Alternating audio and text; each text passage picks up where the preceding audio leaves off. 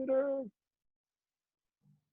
Hi, I'm Pastor Paul Walters, a Lutheran Church of the Master, and back here with another one of our Zoom interviews, our second, so we are getting so much better. I have with me Linda Dzbanski, who is the Parish Worker at Lutheran Church of the Master. How's life in the pandemic, Linda, at the Dzbanski household? Every day we have a new adventure. And all right, that's good. That's good. I hear your husband Tony, he's back at work at the federal courthouse a few nights a week. So then that means you and Rachel can watch Tiger King without him bothering you, right? Absolutely. Absolutely. Excellent.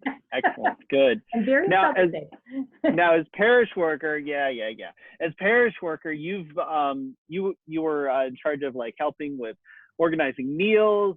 You were overseeing our Sunday school program, things like that. Obviously, not a lot of meals going on at Church of the Master, and Sunday school is different. How has your job changed as we're sheltering in place?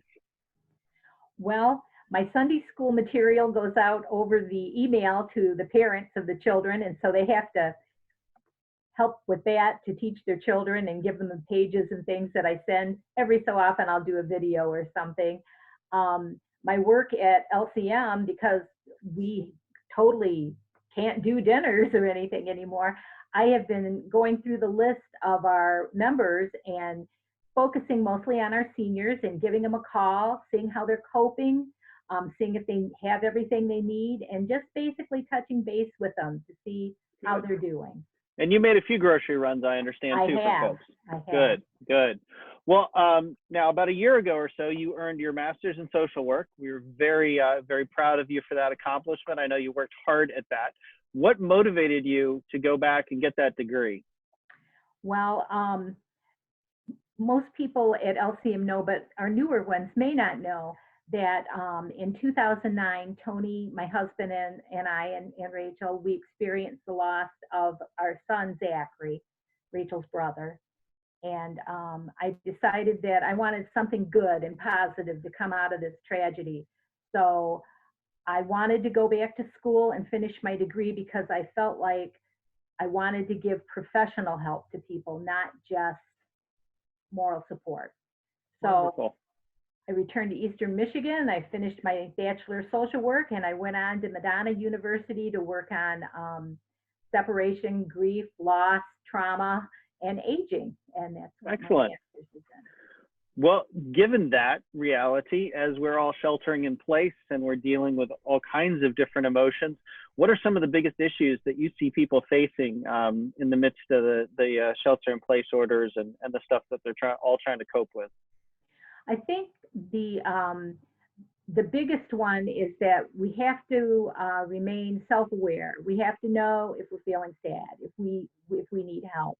We need to develop some type of a schedule so that we get out of bed and we take a shower and we get dressed and we go outside. A lot of our people said, we're bored. And I said, there's a good thing to do with that, and that's call a friend, get on your computer, communicate with each other. Call a cousin you haven't called in months, if you have them, and just keep yourself connected. So even though we're talking about social distancing now, maybe a better word would be physical distancing, because we want to still be socially connected with people. Even if we're alone, we want to be able to make phone calls, do Zoom calls with people, all those sort of things to stay connected so that we don't feel isolated, lonely, and alone in the midst of all this. Yes, and I think that if you are experiencing a lot of sadness and loneliness and that type of thing, that you need to be aware of it, so that if you can't pull yourself out, then you need to use some resources. And what kind of resources are available? Where would you guide people? Well, the state of Michigan has developed a COVID mental health resource, and we're going to have links for that on our website or on this. The comments of the video will have links to everything you mentioned. So, the state of Michigan has a COVID mental health hotline and website. There's always the National Suicide Hotline.